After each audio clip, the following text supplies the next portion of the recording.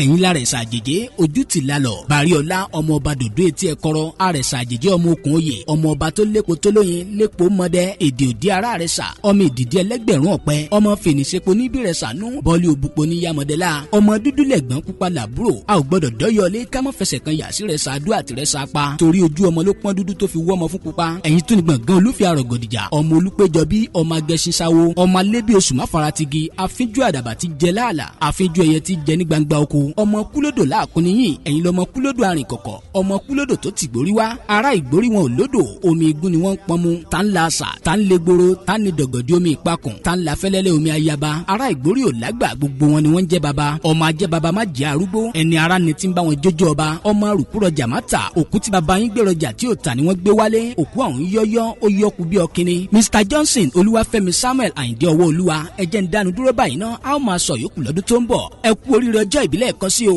ìgbà ọdún kan ni bẹ́ẹ̀ bá ń gbọ́ mi báyìí ìyàwó yín olóríire aya rere lọ́ọ̀dẹ̀ ọkọ Mrs Olúwadámilọ́lá ló ń kí yín o. mo dúpẹ́ o Jésù fún afẹ́fẹ́ tí mo